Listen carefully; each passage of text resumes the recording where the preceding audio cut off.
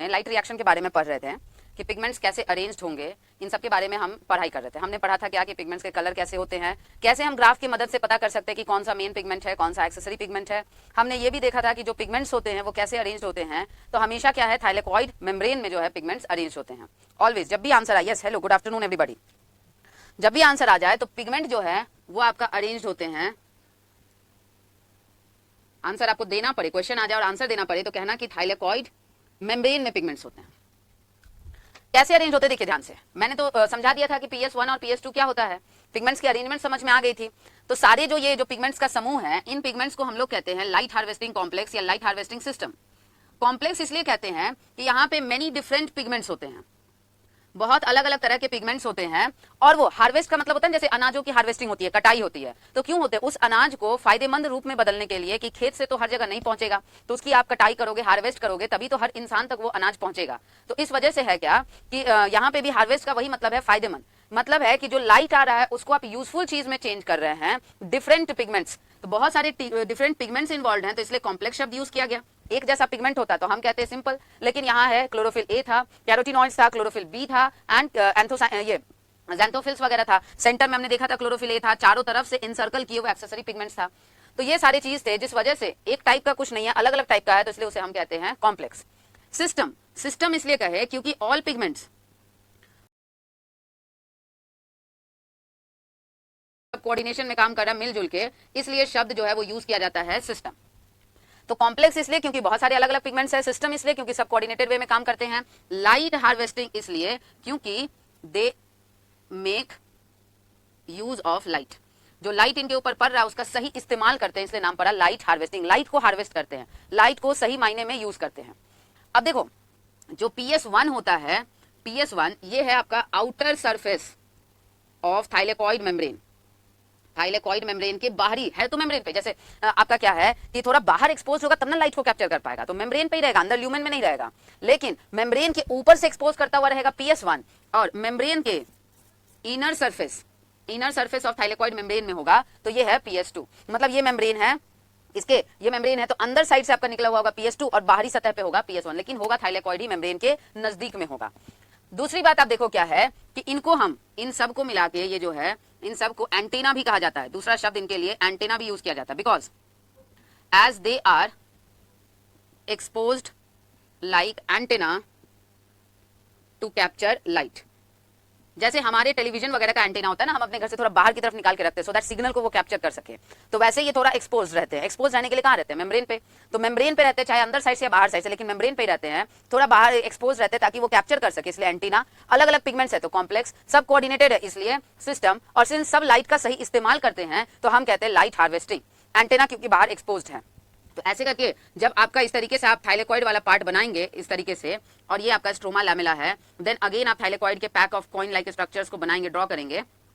तो ये ग्रानम कनेक्शन है स्ट्रोमा लैमेला। तो ये वाला जो पार्ट होता है, जो यहाँ पे इस जगह से लेके इस जगह का जो पार्ट होता है, इस एरिया में आपका होता है PS1 is located. PS1 is located, और ये जो ओवरलैपिंग हिस्सा है, ये ओवरलैपिंग हिस्सा, ओवरलैपिंग पार्ट ऑफ थाइलेकॉइड, इसमें आपको देखने को मिलता है, इस जगह पे आपको देखने को मिलेगा PS2। तो एकदम लोकेशन क्लियर रखना है। सीधे पूछ दे कि सारे पिगमेंट्स के ग्रुप कहाँ है, ऑप्शन में दे दे थाइलेकॉइड मेम्ब्रेन, तो ठीक है। पूछ दे कि भाई PS1 किधर साइड होगा और PS2 किधर, तो कहना PS2 अंदर की तरफ एक्सपोज होगा और PS1 बाहर की तरफ, लेकिन होगा मेम्ब्रेन में ही। उसके बाद डायग्राम के रिस्पेक्ट में पूछे कि PS1 किधर होगा, तो PS1 कहना क्या, नॉन ओवरलैपिंग, या ओवरलैपिंग के लिए ही दूसरा टर्म यूज किया जाता है, appressed part of ग्राना and stroma lamella. देखो ये जो नॉन ओवरलैपिंग वाला पार्ट है और साइड से स्ट्रोमा लैमेला, इधर से नॉन ओवरलैपिंग वाला, इसमें PS1, और जो ओवरलैपिंग वाला पार्ट है, ओवरलैपिंग के लिए शब्द यूज किया जाता है आपका एप्रेस्ड।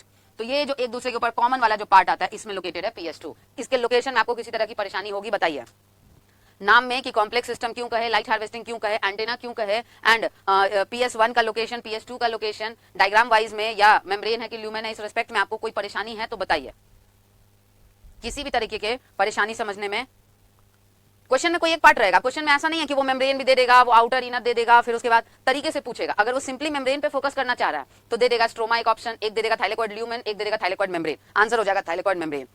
अगर वो इनर आउटर के रिस्पेक्ट में बात करता है तो क्लियर दे देगा inner surface outer surface stroma. अगर वो ऑर्गन की बात कर रहा है, स्ट्रक्चर की बात कर रहा है कि भाई ग्रैनम में क्या होगा, स्ट्रोमा में क्या होगा, स्ट्रोमा लैमेले में, तो PS1 देखो कि स्ट्रोमा लैमेला में भी है एंड ग्रैना के भी हिस्से में है। लेकिन जो PS2 है ओनली इन ग्रैनम पार्ट, सिर्फ ग्रैनम पार्ट में आपका PS2 लोकेटेड है। बताइए एवरीबॉडी, किसी को कोई दिक्कत है, परेशानी है? ये पिक्चर अपने माइंड में एकदम क्लियर कर लेना।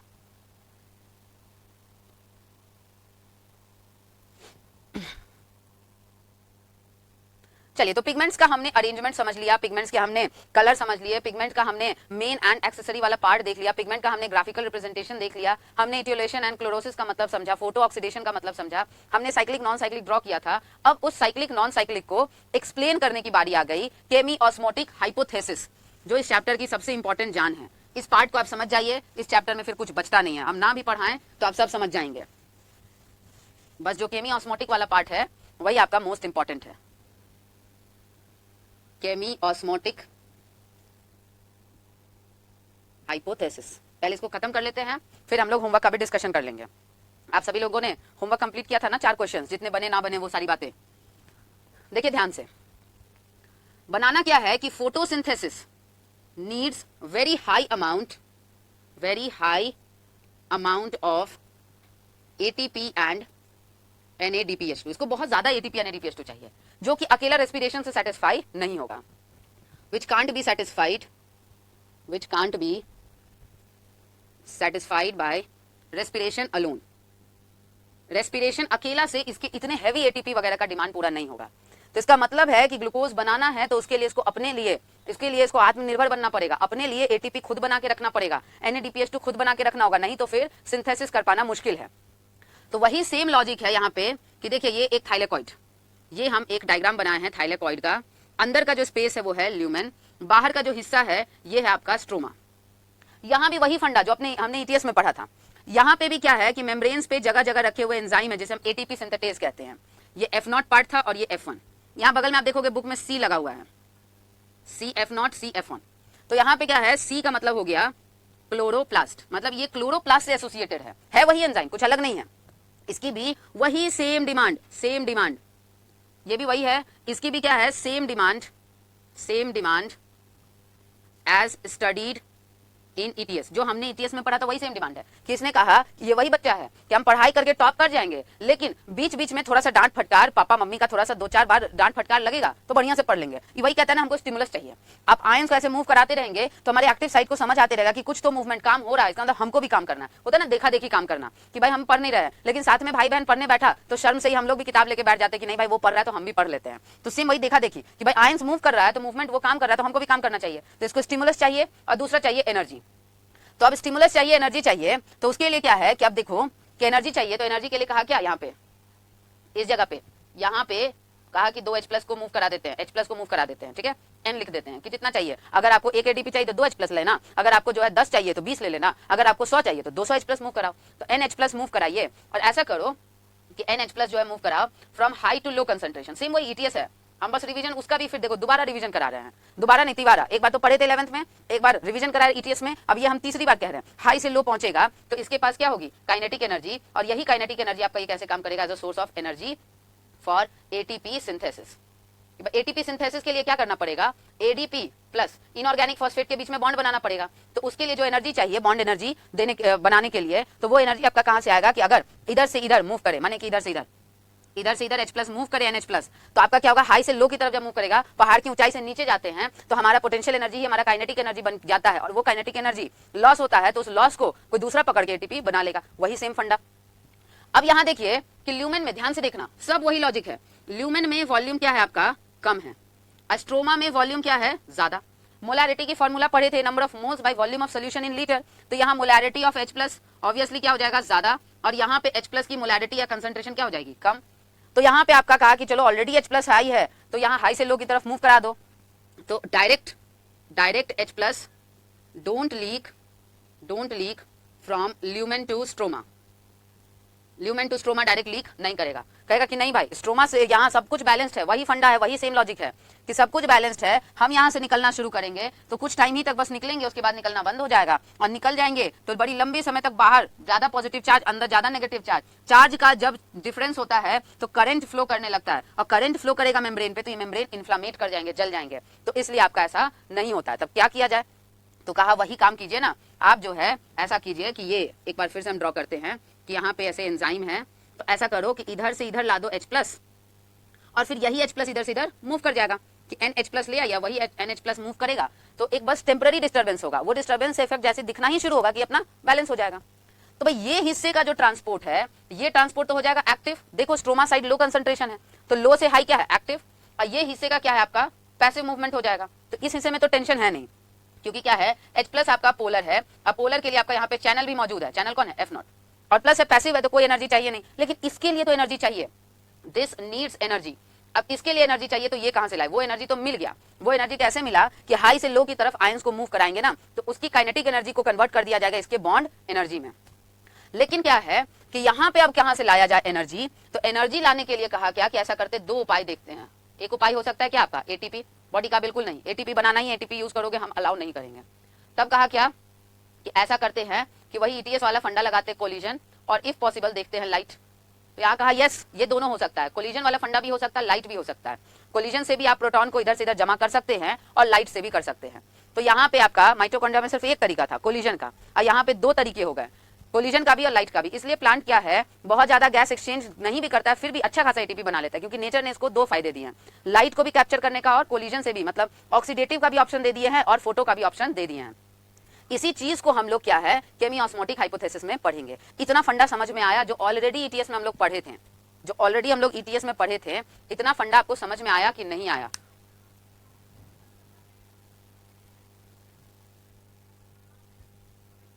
आपको डाटा दिया रहेगा बच्चे रेस्पिरेटरी क्वेश्चन निकालने के लिए, वो दे देगा कि कितना मॉलिक्यूल CO2 निकला है और कितना मॉलिक्यूल O2 यूज हुआ है, तो बस नंबर ऑफ CO2 बटा नंबर ऑफ O2 कर देना, निकल जाएगा। जैसे एक क्वेश्चन है, कराएंगे भी ये क्वेश्चंस, जितना न्यूमेरिकल बेस्ड क्वेश्चंस है ना सब क्लास में कराएंगे, 4 तो होमवर्क दिए हैं और भी 10-12 क्वेश्चंस कराएंगे। यहां तक किसी को कोई दिक्कत, यस और नो?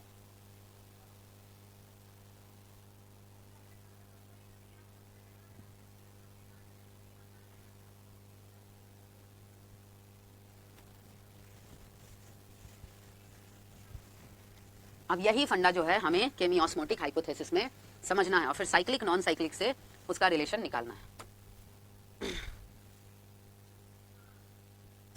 2H+ से एक एटीपी, ये कैलकुलेशन है गरिमा, कितना से भी नहीं, अगर आपको एक एटीपी चाहिए तो 2H+ कम से कम देना पड़ेगा, और उसी हिसाब से अपना 2 से मल्टीप्लाई करते जाना। ट्राइपाल्मिटीन का इक्वेशन आपके लास्ट पेज में दिया हुआ है बच्चे, इक्वेशन ट्राइपाल्मिटीन का दिया है 145 एंड 102 वाला, कितना ऑक्सीजन यूज हो रहा है, कितना इक्वेशन में देख लो, कितना ऑक्सीजन यूज हो रहा है और कितना CO2 निकल रहा है। Arohi, this means you are not attentive in ETS, this clearly represents that you are not attentive in ETS, क्योंकि जो बातें हैं वो कुछ नई बातें नहीं थी, सब ETS में बताया हुआ था। देखो ध्यान से, फिर से हम सबको रिलेट करते जाएंगे वन बाय वन।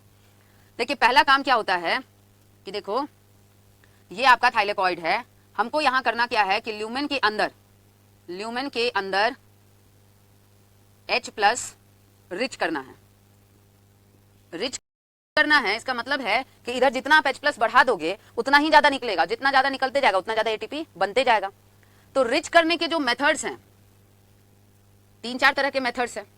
पहला मेथड क्या है, सेल्फ अर्निंग, किसी से कुछ नहीं मांगेगा, हम पुण्य वाला काम, मेहनत करेंगे, अपनी कमाई करेंगे, खुद को रिच बनाएंगे। तो पहला मेथड है कि OEC होता है, OEC का फुल फॉर्म है ऑक्सीजन इवोल्यूशन कॉम्प्लेक्स, इसमें आपका प्रेजेंट होता है manganese, chlorine and calcium, help करता है मैंगनीज, क्लोरीन एंड कैल्शियम। ये करवाता क्या है, फोटोलाइसिस ऑफ वाटर, मतलब सिंपल लाइसिस मतलब ब्रेक डाउन, फोटो मतलब लाइट, वाटर का ब्रेक डाउन कराएगा, मतलब वाटर को तोड़ेगा तो ऑब्वियसली निकलेगा क्या, H+, electron and nascent oxygen. हम बैलेंस इक्वेशन नहीं लिखे, हम बस कंपोनेंट लिखें कि क्या क्या निकलेगा। तो ये क्या हो रहा है, ये हो रहा है ऑन इनर साइड, अंदर की तरफ हो रहा है, तो अंदर की तरफ हो रहा है, तो आप ध्यान से देखें कि इस जगह पे कुछ इस साइड PS2 था, और ये जो ये है एसोसिएटेड, ये आपका रहता है, it is associated with PS2 के साथ एसोसिएटेड है OEC। तो यहां देखिए कि इसने जो है वाटर को तोड़ दिया H+ में, इलेक्ट्रॉन में एंड नेसेंट ऑक्सीजन में, तो ऑक्सीजन तो गैस है, ये बाद में जो है गैस है, ये डिफ्यूज कर जाएगा क्योंकि नेसेंट है, और भी नेसेंट ऑक्सीजन जो है कंबाइन कर करके गैस बन के डिफ्यूज करेंगे, रेस्पिरेशन होगा तो होगा, नहीं तो निकल जाएगा बॉडी से। इलेक्ट्रॉन जो है वो आपका यहाँ पे PS2 में रिप्लेस कर देगा, लेकिन H+ को तो कोई लेने वाला है नहीं, तो H+ क्या है, ये H+ यहाँ पे इस जगह एक्यूमुलेट कर जाएगा, एक्यूमुलेट कोई लेने वाला ही नहीं है, तो जहां बना वहीं इकट्ठा होगा, तो अंदर साइड बन रहा है तो अंदर ही इकट्ठा होगा। तो ये देखिए एक तरीका है कमाई करने का, अंदर जितना अंदर H+ बढ़ाते जाएगा और बाहर H+ घटते जाएगा, तो उतनी तेजी से हाई से लो कंसंट्रेशन की तरफ H+ मूव करेगा, और जितनी तेजी से H+ मूव करेगा उतना ज्यादा काइनेटिक एनर्जी मिलेगा और उतना ज्यादा एटीपी का सिंथेसिस होगा। कि था क्या, इस पे ध्यान से सुनिए फिर से, अगर किसी को दिक्कत था, यहाँ इस मेम्ब्रेन पे चारों तरफ एटीपी सिंथेटेज एंजाइम बिखरे हुए हैं, जिसने कहा कि हम एटीपी बना देंगे, बिल्कुल ETS की तरह, कुछ नया कॉन्सेप्ट नहीं है। तो उसमें आप अगर अपना सेल्फ दिमाग लगाते हैं तो फिर वहीं का वहीं सारा कुछ धरा का धरा रह जाएगा, सारे तरफ जो है एटीपी सिंथेटेज है। इसने कहा कि मुझे सिर्फ 2 चीज चाहिए, एनर्जी 2 ADP फॉस्फेट के बीच बॉन्ड बनाने के लिए, और दूसरा हमारा जो है इधर से इधर प्रोटॉन को मूव कराइए फ्रॉम F0 टू F1, तो F0 इधर था, F1 इधर था, इस तरफ। तो अब क्या है कि क्लोरोप्लास्ट ने आपस में बैठक बैठाई, मीटिंग बैठाई कि चलो देखते हैं बात करके क्या है, तो कहा कि देखो यहाँ तो ऑलरेडी H+ ज्यादा है, H+ क्यों ज्यादा है, वही सेम फंडा केमिस्ट्री वाला, मोलैरिटी, वॉल्यूम यहाँ कम है स्ट्रोमा के रिस्पेक्ट में, इसलिए H+ ज्यादा है और बाहर H+ कम है, तो कहा ऐसे ही निकल जाओ ना H+। तो इसने कहा ल्यूमन ने कि देखिए हम ऐसे ही अगर निकाल देंगे तो हमारा बैलेंस गड़बड़ हो जाएगा, और लंबे समय तक बैलेंस गड़बड़ रखने का मतलब है कि फेलियर ऑफ ऑर्गेनिल, ऑर्गेनिल आपका फेल कर जाएगा। इसलिए आप ऐसा कीजिए, एक टेम्पररी इम्बैलेंस करके काम कीजिए कि आपको इधर से इधर H+ ले जाना है ना, तो आप ल्यूमेन में कुछ काम करो जिससे H+ बढ़ते जाए, और बढ़ते जाए तो फिर वही H+ निकलेगा बैलेंस करने के लिए, और बैलेंस के दौरान आपका ऑटोमेटिकली एटीपी का सिंथेसिस हो जाएगा। अब ये समझ में आया? आई थिंक 6th या 7th टाइम मैंने रिपीट किया है।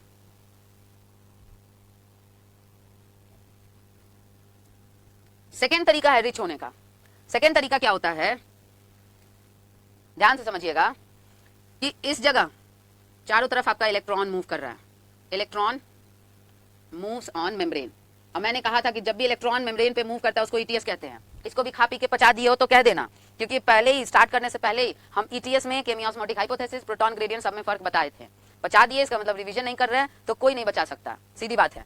तो ETS जब भी मेम्ब्रेन पे इलेक्ट्रॉन मूव कर रहा है ETS। अब ये इलेक्ट्रॉन क्या है, electron is energetic, electron energetic है, ये कोलाइड करेगा, कोलाइड्स ऑन डिफरेंट कैरियर्स, अलग अलग कैरियर्स पे ये कोलाइड करेगा।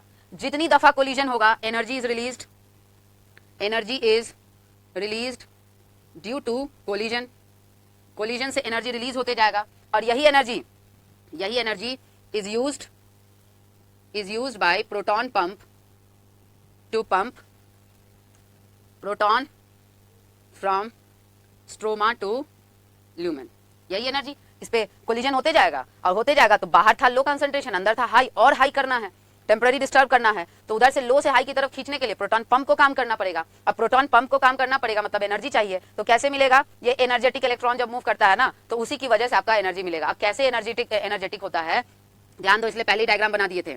PS1 था, इस पे आपका लाइट पड़ रहा था, तो इसी लाइट का energy, photo electric emission, modern physics, atomic structure chemistry का यही फोटो इलेक्ट्रिक एमिशन होगा, और जिससे इस लाइट से जो इलेक्ट्रॉन निकलेगा, ये इलेक्ट्रॉन क्या रहता है, काफी एनर्जेटिक रहता है। या फिर कि आप देख सकते हैं कि ये जो लाइट आपका पड़ता है PS2 पे, तो यहाँ से भी जो इलेक्ट्रॉन निकलता है, ये इलेक्ट्रॉन भी क्या रहता है, काफी एनर्जेटिक रहता है। तो एनर्जेटिक क्यों है इलेक्ट्रॉन, क्योंकि यहाँ पे लाइट पड़ रहा है, एक थ्रेशोल्ड, एक वर्क फंक्शन होता है, मिनिमम अमाउंट ऑफ एनर्जी, उससे जैसे ही थोड़ा सा लाइट मिला ज्यादा इलेक्ट्रॉन निकला, और निकला तो फिर मूव करते जा रहा है। देख ड्राइंग बनाए थे ऐसे करके, इस तरीके से, तो जितनी बार वो कोलाइड कर रहा है कैरियर्स पे एनर्जी रिलीज हो रहा है, और उसी एनर्जी को प्रोटॉन पंप कर करके स्ट्रोमा से अंदर ल्यूमेन की तरफ प्रोटॉन को जमा कर रहे हैं। ये 2 तरीका आपका अंदर में प्रोटॉन रिच करने का। इस दोनों तरीका में दिक्कत है तो बताइए। 4 मेथड्स हैं टोटल, 3 आपके बुक में क्लियरली दिया है, 1 मेंशन नहीं किया है। ये दोनों तरीका आपको समझ में आया कि नहीं? एक है PS2 के साथ ऑक्सीजन इवोल्यूशन कॉम्प्लेक्स एसोसिएटेड, जो कि अंदर साइड में वाटर को तोड़ता है। वाटर इसलिए तोड़ता है क्योंकि डायग्राम देखो, PS2 से जो इलेक्ट्रॉन निकलता है वो वापस PS2 में नहीं आता है, जिस वजह से इसको इलेक्ट्रॉन की कमी होगी, वो कमी पूरा करने के लिए वाटर टूट जाता है, वाटर आपका टूटता है, और इससे जो इलेक्ट्रॉन निकलता है प्रोटॉन और ऑक्सीजन, तो ये प्रोटॉन तो ये जमा हो गया, डिफ्यूज, ये इलेक्ट्रॉन इसकी कमी को पूरा करता है। बट PS1 में तो साइक्लिक था, घूम घाम के वापस आ जाना है।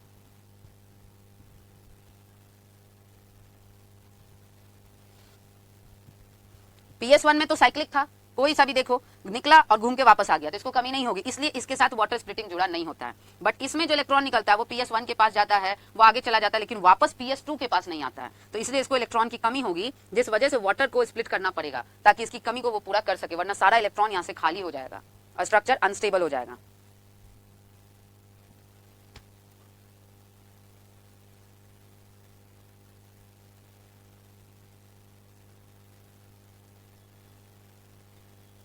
क्लियर दोनों मेथड्स?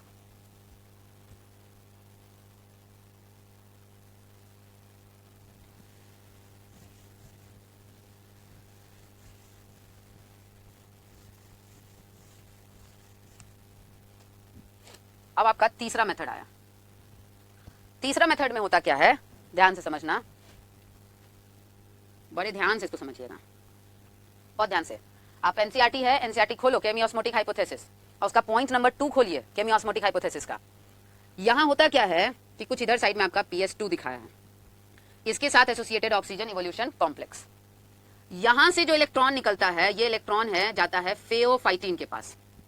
मतलब है एक्चुअली में जो प्राइमरी एक्सेप्टर है, primary acceptor of electron from PS2 is pheophytin. यहां से जो इलेक्ट्रॉन निकला तो वो गया प्राइमरी एक्सेप्टर के पास। ये आपको आगे देता है, जो प्रेजेंट है वो है आपका प्लास्टोक्विनॉन, अंदर के साइड थोड़ा एम्बेडेड है cytochrome. Plastoquinone, plastoquinone is actually proton carrier.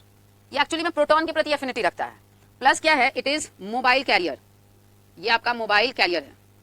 तो इसका काम क्या होता है ना कि प्लास्टोक्विनॉन जो है वो आपका प्रोटॉन को एक्सेप्ट करता है और मजबूरी में इसको न्यूट्रलाइज करने के लिए, इसको न्यूट्रलाइज करने के लिए इलेक्ट्रॉन लेता है, सो दैट ये चेंज हो सके किसमें, प्लास्टोक्विनॉल में।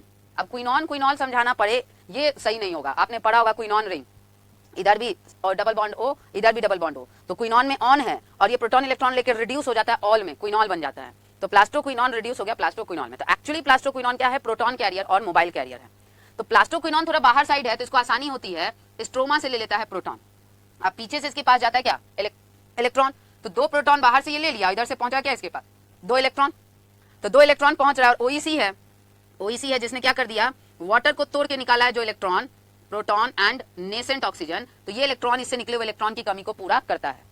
और जो इधर से निकला है इलेक्ट्रॉन्स वो गया प्लास्टोक्विनॉन के साथ मिलके ये आपका बना लेता है प्लास्टोक्विनॉल।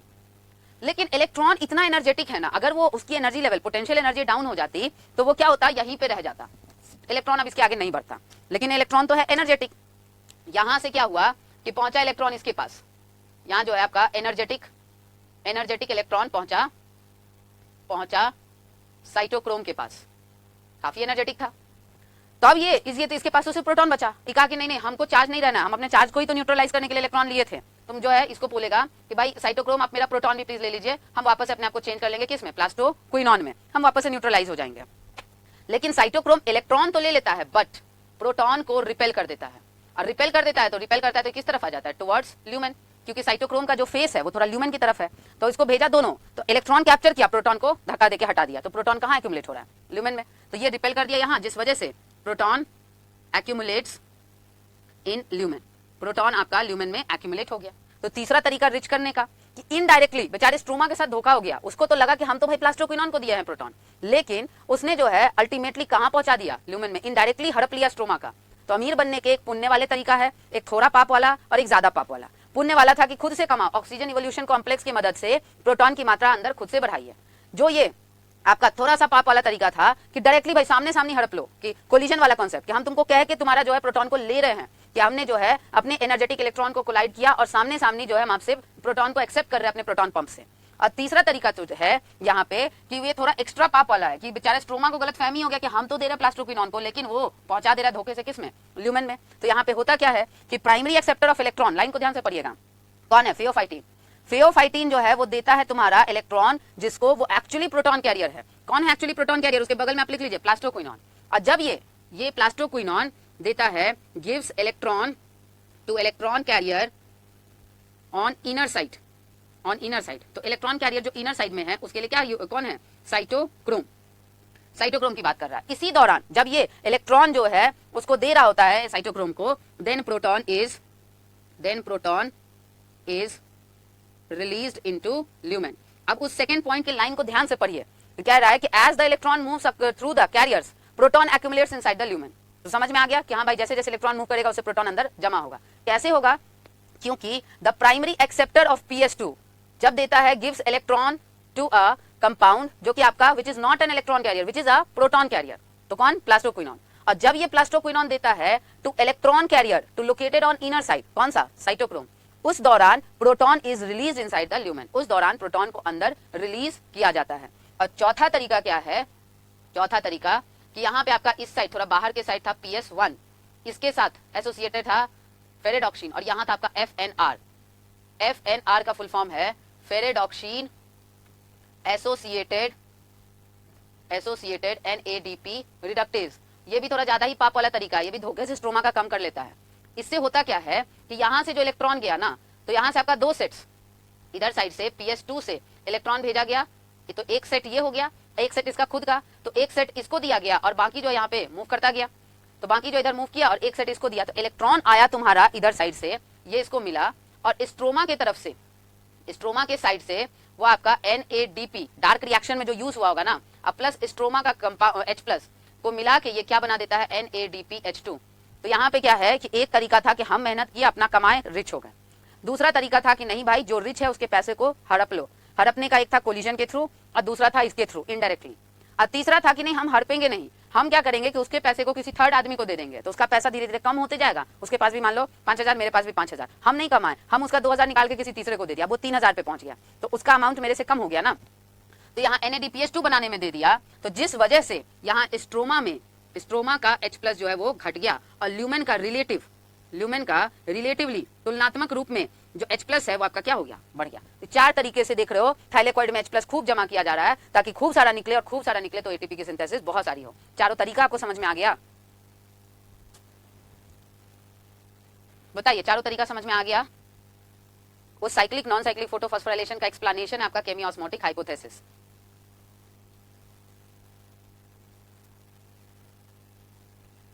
ल्यूमेन में H+ रिच करने का जो मेथड्स हैं, वो चारों के चारों मेथड्स आपके समझ में आए?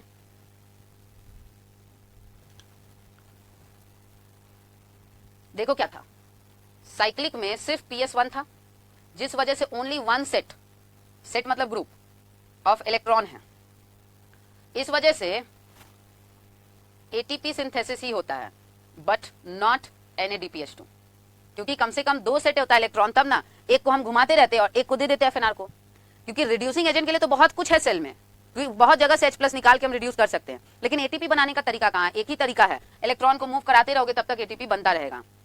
तो साइक्लिक में तो मात्र एक ही फोटो सिस्टम है, जिस वजह से एक ही ग्रुप ऑफ इलेक्ट्रॉन्स है और उसको वापस PS1 को देना है, और यहाँ पे क्या है? नो फोटोलाइसिस भी है, नो फोटोलाइसिस। अगर फोटोलाइसिस होता भी, अगर फोटोलाइसिस प्रेजेंट होता तो इसके इलेक्ट्रॉन की कमी को, PS1 की कमी को ये पूरा कर देता। तो PS1 क्या है? अपना इलेक्ट्रॉन दे देता है NADPH2 बनाने के लिए, लेकिन वो भी नहीं दे सकता है, इसको घूम घाम के वापस लाना है। तो इसलिए ये इसके पास ऑप्शन है कि दो में से कोई एक ही चीज तुम बना सकते हो, तो कहता है ATP बनाएंगे। ATP बनाते रहेंगे तो इलेक्ट्रॉन भी मूव हमेशा करता रहेगा और हमको इलेक्ट्रॉन की कमी नहीं होगी। लेकिन नॉन साइक्लिक में है क्या कि नॉन साइक्लिक में टू सेट्स ऑफ इलेक्ट्रॉन है, टू सेट्स ऑफ इलेक्ट्रॉन है, PS1 का भी एंड PS2 का भी, जिस वजह से एक सेट ऑफ इलेक्ट्रॉन को दे दिया जाता है ATP को बनवाने में, और एक सेट ऑफ इलेक्ट्रॉन दे दिया जाता है NADPH2 को बनवाने में, कि देखो एक इलेक्ट्रॉन घूमते रह रहा है अपना, एक दे दिया तो दोनों बन रहा है। इसी वजह से नॉन साइक्लिक में ATP भी बनता है और NADPH2 भी, बट साइक्लिक में सिर्फ और सिर्फ ATP। समझ में आया केमियोस्मोटिक हाइपोथेसिस? यस, वो उसका टाइप B6F है। फोर्थ प्रोसेस जो है आपका, ये एंजाइम है फेरेडॉक्सिन एसोसिएटेड NADP रिडक्टेज, नाम ही इसका है कि NADP को रिड्यूस करेगा। तो ये बाहर की तरफ लोकेटेड है, स्ट्रोमा साइड, तो जो भी सबस्ट्रेट चाहेगा वो स्ट्रोमा से ही लेना चाहेगा, क्योंकि आसानी पड़ेगा, सेल हमेशा आसान रास्ता चूज करता है। तो स्ट्रोमा से इसको आसानी से NADPH+ मिल जाता है, और इधर से इलेक्ट्रॉन्स मूव करके इसके पास आ जाते हैं। इलेक्ट्रॉन कहां से मिल जाता है? From the acceptor of PS1। PS1 का एक्सेप्टर कौन है? फेरेडॉक्सिन। फेरेडॉक्सिन से इसको मिल गया इलेक्ट्रॉन, स्ट्रोमा से मिल गया NADPH+, तीनों जुड़ के बना दिया NADPH2। तो इससे जो स्ट्रोमा में फ्री H+ था वो कम होते गया, क्योंकि सब कंपाउंड में तब्दील हो गया। तो तुलनात्मक रूप में एक कम होगा तो दूसरा ऑब्वियसली बिना कमाए हुए भी क्या है? बढ़ जाएगा। तो ये चार तरीकों से प्रोटॉन ल्यूमेन में बढ़ा दिए गए।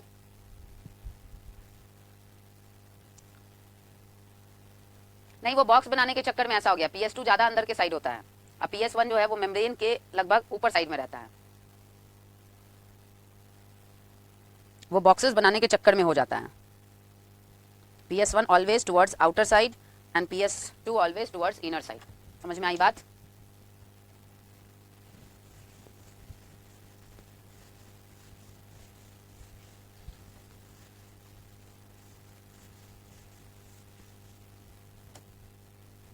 चलिए अब आप लोग हमको बताइए कि साइक्लिक और जो नॉन साइक्लिक वाला पार्ट था, नॉन साइक्लिक, साइक्लिक जो है वो लेस एफिशिएंट है, लेस एफिशिएंट है, और नॉन साइक्लिक मोर एफिशिएंट है। बताते जाओ कारण क्या क्या हो सकता है। सब लोग अपना अपना ओपिनियन दीजिए, एवरीबॉडी विद इन 30 सेकेंड्स। सब लोग, पलक, शिवम, अमन, राहुल, सौरभ, आरोही, सौम्या, जूही, चलिए सब लोग अपना ओपिनियन दीजिए कि साइक्लिक कम एफिशिएंट है। कहा जाता है कि साइक्लिक जो है only in some bacteria, only in some bacteria, और जो नॉन साइक्लिक है ये आपका हायर प्लांट्स में होता है। चलो एक आंसर आ गया पलक, टाइपिंग ऑटो करेक्ट हो गया आपका, एटीपी की जगह अगो लिखा गया, कोई बात नहीं। देखिए एक तरीका है यहाँ कि सिर्फ एक सेट ऑफ इलेक्ट्रॉन ही है, एक सेट ऑफ इलेक्ट्रॉन है जिससे क्या है ओनली एटीपी सिंथेसिस, लेकिन यहाँ पे एटीपी प्लस NADPH2 दोनों बनता है। दूसरा तरीका है कि यहाँ पे लेस एटीपी बनता है, लेस एटीपी, बिकॉज ल्यूमेन में H+ इंक्रीज करने का सिर्फ 2 मेथड्स है, सिर्फ 2 मेथड्स है इनके पास। 4 पढ़े थे ना, उसमें से एक ऑक्सीजन इवोल्यूशन वाला जो है वो इसके पास है ही नहीं, जो फोटोलाइसिस है वो तो इनके साथ एसोसिएटेड ही नहीं है, तो एक तो नो फोटोलाइसिस। दूसरा जो तरीका था आपका FNR, no activity of, no FNR मतलब नो NADPH2 सिंथेसिस। ये 2 ऑप्शन तो इनके लिए खुला ही नहीं है, तो बचा कौन सा? 2 ही तरीका, एक प्लास्टोक्विनोन वाला और एक आपका कौन सा था, एक था आपका कोलिजन वाला कॉन्सेप्ट। तो मात्र 2 तरीके हैं जिससे वो एटीपी बनवा सकता है। इन दोनों से वो क्या करेगा, इन दोनों से ल्यूमेन में H+ बढ़ा देगा और देन यही H+ मूव करेगा पैसिवली, तो उससे होगा क्या, एटीपी की हो जाएगी सिंथेसिस। तो मात्र 2 तरीका है, बट यहाँ तो 4 मेथड्स है, यहाँ तो 4 मेथड्स ओपन है, चारों का चारों। यहाँ ऑक्सीजन इवोल्यूशन कॉम्प्लेक्स वाला भी है, यहाँ पे आपका FNR वाला भी कॉन्सेप्ट है, यहाँ पे प्लास्टोक्विनोन वाला भी है, और यहाँ पे इनके लिए कोलिजन का भी ऑप्शन है। तो देखो नेचर कितना ब्यूटीफुली डिजाइंड है। जो प्लांट्स है उनको बहुत ज्यादा खाना बनाना है, उसके लिए बहुत ज्यादा एटीपी चाहिए, और बहुत ज्यादा एटीपी के लिए बहुत सारा H+ का ग्रेडियंट बनाना पड़ेगा, इसलिए हायर प्लांट्स में नॉन साइक्लिक का उपाय दिया है। और लोअर जो आपके बैक्टीरिया वगैरह है, हायर प्लांट्स में कभी साइक्लिक जो है वो कभी नॉन साइक्लिक नहीं होता, ये सिर्फ साइक्लिक सिर्फ बैक्टीरिया में होता है, हायर प्लांट्स में कभी साइक्लिक नहीं होगा, हायर में ऑलवेज नॉन साइक्लिक। और दूसरा नोट करके इंपॉर्टेंट बात याद कर लीजिए कि PS2 अलोन डोंट फंक्शन, क्योंकि इलेक्ट्रॉन नाचते रह जाएगा, इलेक्ट्रॉन को एक्सेप्ट करने वाला कोई है ही नहीं। कि ये जो आपका PS2 अकेला, PS1 था तो वो घूम घाम के वापस आ गया, घर से निकला तो घर वापस आ गया, लेकिन PS2 अकेला रहेगा तो वो निकलेगा तो निकला ही रह जाएगा, ना उसके पास FNR है एसोसिएटेड PS2 के पास, ना वो साइक्लिक मूवमेंट शो करता है। तो इलेक्ट्रॉन जब निकलेगा तो वो कहीं ऐसे ही मंडराते रह जाएगा, वापस आने का तरीका नहीं है, तो इसलिए अकेला कभी PS2 काम नहीं करता है। और इसी से जो है ना एक एक्सपेरिमेंट था, जिस एक्सपेरिमेंट को हम कहते हैं इमर्सन एनहांसमेंट एक्सपेरिमेंट। ये एक्सपेरिमेंट कैसे किया गया था इसे आपको मतलब नहीं होना चाहिए, बस इन्होंने ये बताया था कि for higher ATP gain PS1 and 2 has to function simultaneously। इन्होंने सिंपल किया था एक्सपेरिमेंट ना कि बस 680 तक ही लाइट दी है तो देखे खाली PS2 काम कर रहा है, कोई फायदा नहीं, सब गड़बड़ हो गया, इम्बैलेंस। सिर्फ जो है 700 नैनोमीटर दी है तो देख रहे हैं कि सिर्फ जो है PS1 काम कर रहा है, गेन कुछ खास नहीं। लेकिन 680 और 700 दोनों एक साथ लाइट दी है तो देखिए कि दोनों PS1 PS2 साइमल्टेनियसली काम किया, जिससे गेन ऑफ एटीपी ज्यादा हो गया, मतलब कि नॉन साइक्लिक। इसी एक्सपेरिमेंट को कहते हैं इमर्सन एनहांसमेंट एक्सपेरिमेंट। अब आपसे कोई पूछेगा कि साइक्लिक और नॉन साइक्लिक में ज्यादा बेहतर, ज्यादा प्रॉफिटेबल कौन सा है और क्यों है, तो आप बता देंगे कि नहीं, बताइए। Very good Devasmita, very good. Garima, very good. Rahul Anand, PS2 होगा इसका आंसर, क्योंकि PS1 में तो इलेक्ट्रॉन वापस आ जाता है, इलेक्ट्रॉन जिसमें रिटर्न नहीं होता वो PS2 होता है, इसलिए उनके साथ वाटर स्प्लिटिंग एसोसिएटेड होता है।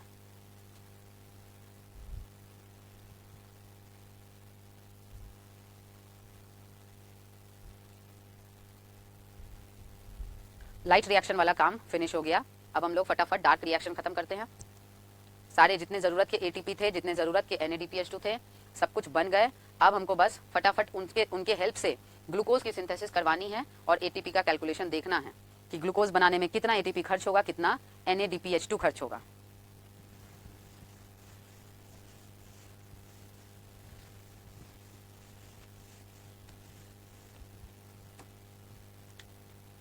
चलिए स्टार्ट करते हैं हम लोग बायोसिंथेसिस फेज। डार्क फेज कहना काफी गलत होगा, मिसनॉमर। एनसीईआरटी में मिसनॉमर शब्द यूज किया। मिसनॉमर मतलब थोड़ा सही नहीं होगा, क्योंकि होता तो वो भी दिन में ही है, लेकिन यहाँ बायोसिंथेसिस शब्द कहेंगे तो वो आपका ज्यादा बेहतर रहेगा। इसमें होता क्या है ना कि इसमें आपका सबसे पहले हम लोग पढ़ते हैं C3 साइकिल, इसी को कहते हैं कैल्विन साइकिल। C3 नाम इसलिए पड़ा क्योंकि पहला जो स्टेबल प्रोडक्ट होता है वो 3 कार्बन का। कैल्विन इसलिए पड़ा क्योंकि ये आपका डिस्कवर्ड हुआ था बाय मेल्विन कैल्विन। एक चीज इंपॉर्टेंट की पॉइंट याद रखो, कोई नहीं बताएगा, ये आपका यूनिवर्सल प्रोसेस है। जैसे ग्लाइकोलाइसिस था वैसे ये यूनिवर्सल है। और दूसरा, ये ओनली प्रोसेस है दैट कॉज फूड सिंथेसिस। मतलब किसी भी पौधा, यूनिवर्सल कहने का मतलब दुनिया के हर plants, occurs in all plants. दुनिया का जो प्लांट है सब में C3 होगा, और जो खाना बनाया जाता है उस खाना का बनाने का मात्र एक प्रोसेस है C3। C2 C4 तो अलग एडेप्टेशन है, उससे कोई फूड नहीं बनेगा, ना C4 से बनेगा ना C2 से। ओनली ग्लूकोज बनाना है तो C3। अगर ये बंद तो खाना बनना बंद, और खाना बनना बंद तो जिंदा रहना बंद, खत्म। तो यहाँ पे वही बात है।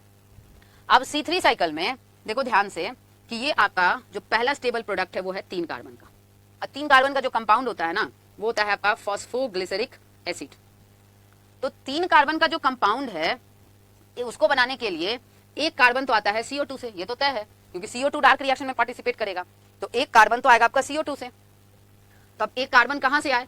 तो एक कार्बन या तो 2 कार्बन का कोई कंपाउंड हो तो बन जाएगा, लेकिन बॉडी कहता है कि हमारे पास 2 कार्बन के कंपाउंड है कहां स्टेबल फॉर्म में, वो तो लगातार रिएक्ट कर रहे हैं, वो है ही नहीं। तो कहता है चलो 2 के बाद अगला बचा कौन सा? 5।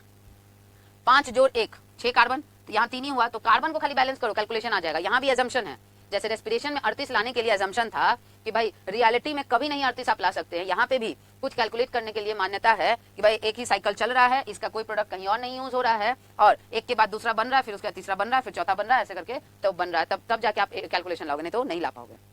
दूसरा क्या है कि एक्सपेरिमेंट से ये पता चला कि all carbon in C6H12O6 comes from CO2। तो जितने कार्बन है वो सब CO2 से आएगा। कि रेडियो एक्टिव करके देखा गया कि CO2 का कार्बन रेडियो एक्टिव कर दो तो देखा कि प्लांट में जितने ग्लूकोज बन रहे सब कार्बन रेडियो एक्टिव है, मतलब वो तो कार्बन डाइऑक्साइड से ही आ रहा होगा। यानी कि आपको 6 CO2 तो देना पड़ेगा, तभी तो आप एक C6H12O6 बना पाओगे ना। क्योंकि देखो कार्बन क्या है? 6 है, तो 6 कार्बन देने के लिए 6 CO2 तो देना पड़ेगा ना। बाद में बैलेंसिंग जो होगा, लेकिन ये 6 कार्बन दोगे तब ना 6 कार्बन का प्रोडक्ट बनाएगा। इसका मतलब है कि एक CO2 के लिए एक कंपाउंड था RUBP, शुगर है, राइबुलोज, कीटोनिक शुगर है, राइबुलोज 1,5 बिसफॉस्फेट आपका CO2 से कंबाइन करेगा तो बनेगा 3 कार्बन का कंपाउंड। तो यहाँ तो फिक्स हो गया ना कि भाई 6 CO2 देंगे तभी हम एक ग्लूकोज बनवा पाएंगे। तो ये भी कितने मॉलिक्यूल्स हमें देने पड़ेंगे? 6 मॉलिक्यूल्स। तो इसका मतलब है कि इसका मॉलिक्यूल्स कितना आएगा? 12। अब ये कैलकुलेशन मत पूछना कैसे हुआ, देखो 6 पंचे 30 कार्बन और 6 36 कार्बन हुआ ना। तो यहाँ पे आप टोटल देखिए, टोटल कार्बन यहाँ कितना है? 36 आया। कैलकुलेशन है, सिंपल मैथ्स है, हमको खाली कार्बन कैलकुलेट करके निकालना है, वरना हर चीज कैलकुलेट करते रहे तो हमारा जो एटीपी का हिसाब है ना एज पर एनसीईआरटी वो हिसाब कभी नहीं बनेगा। तो सबस्ट्रेट में जब 36 कार्बन था तो यहाँ पे भी आपको टोटल कितना कार्बन लाना पड़ेगा? 36 लाना पड़ेगा, तब ना लॉ ऑफ कंजर्वेशन फॉलो होगा। और यहाँ जो एंजाइम आता है वो एंजाइम है रुबिस्को, वर्ल्ड का सबसे डोमिनेंट एबंडेंट एंजाइम, सबसे ज्यादा मात्रा में पाए जाने वाला एंजाइम। और यहाँ कार्बोक्सिल ग्रुप ऐड हो रहा है, तो इस स्टेप को हम लोग कहते हैं कार्बोक्सिलेशन। एनसीईआरटी पास में है तो वहां पे आप लिख लीजिए कार्बोक्सिलेशन, जो लिखा होगा एनसीईआरटी बुक में, it is the most crucial, मतलब सबसे इंपॉर्टेंट है। तीनों स्टेप इंपॉर्टेंट, लेकिन सबसे इंपॉर्टेंट ये है और होना भी चाहिए। पहले स्टेप नहीं करके दोगे तो आगे का स्टेप कैसे होगा? तो कार्बोक्सिलेशन मोस्ट क्रूशियल है, इसके बाद का जो रीजनरेशन आएगा वो क्रूशियल होगा। तो आपसे ये क्वेश्चन पूछ दे कि तीनों स्टेप में से सबसे ज्यादा क्रूशियल यानी इंपॉर्टेंट कौन है, तो आप कहेंगे कार्बोक्सिलेशन। ये पहला स्टेप का कैलकुलेशन आपको समझ में आया? ये 36 कार्बन का कि नहीं, बताइए। पहले स्टेप का जो कैलकुलेशन है वो समझ में आया कि हमने 6 CO2 क्यों लिया था? रिस्पॉन्ड।